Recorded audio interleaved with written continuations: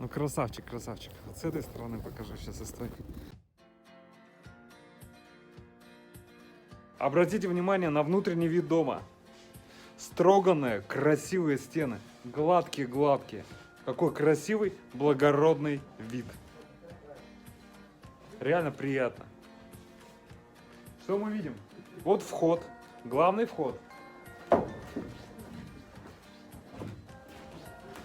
Дальше. Здесь идет тамбур, который ограждает выход теплого воздуха из дома или проникновение холодного в дом. Тамбур нужен для нашего климата. Здесь котельное помещение. Оно рядом со входом. Не надо тащить грязь, там пелеты, дрова в дом. Все рядышком. Быстренько занесли. Тоже очень удобно. Все, мы проходим. Вот мы в гостиной. Кухня-гостиная. С выходом на задний двор. Там идет терраса и уже выход на задний двор. Здесь будет печь. Мы сделали вот основание для печи. Вот там пойдет санузел. Вот это место идет санузел. И за моей спиной две спальни. Раз спальня и вторая спальня. Обратите внимание на стены дома. Стены дома мы строгали рубанком. То есть строганный брус с внутренней части дома. Красивые, ровные, аккуратные стены, похожие на профилированный брус.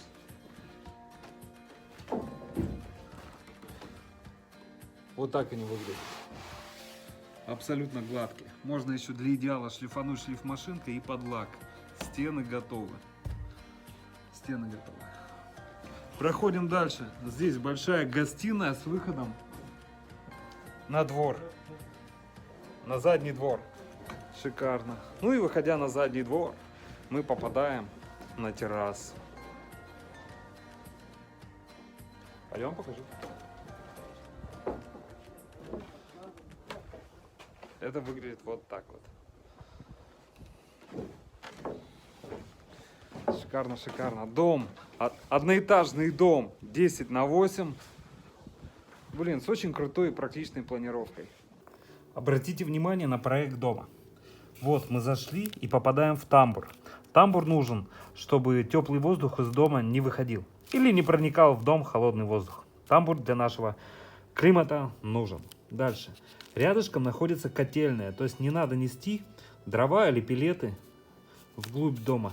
Все рядышком здесь находится, складируется, это очень удобно. Дальше мы попадаем в кухню-гостиную. Очень большая кухня-гостиная. Рядышком находится санузел. Здесь находится одна спальня и вторая спальня. И выход на задний двор. Вот это квадратик, это еще и печь дополнительная.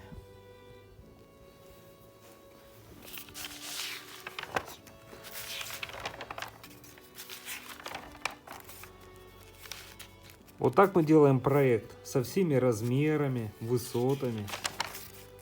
То есть мы четко знаем, и заказчик наш четко знает, какой у него будет дом. Есть все размеры. И по этим размерам мы строим. Вот план свайного поля. План брусового ростверка, как сваи обвязываются, как идут лаги, ну и так далее.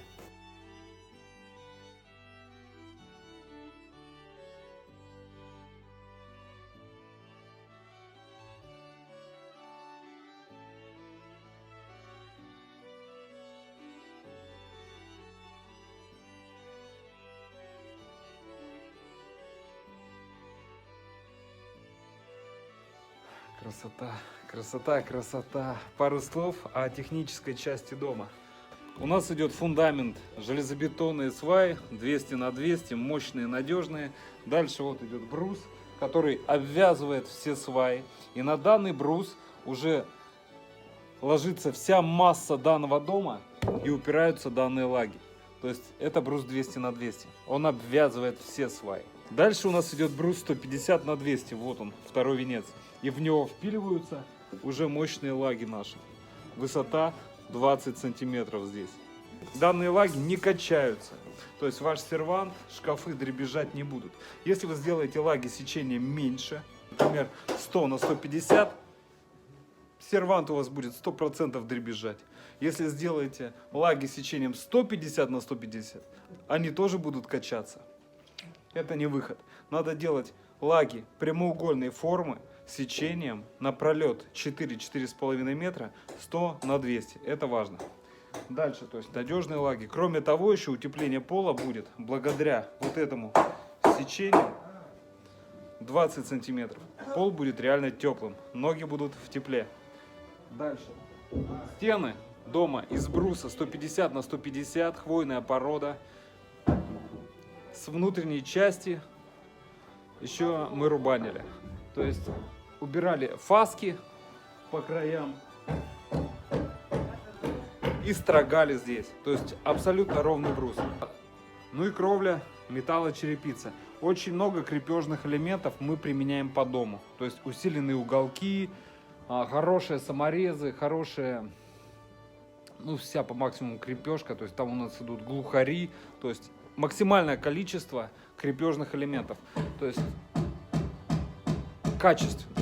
Вот у нас идет упор на качество, на надежность. Посмотрите еще какого качества брус. Ни обзола, ни гнили.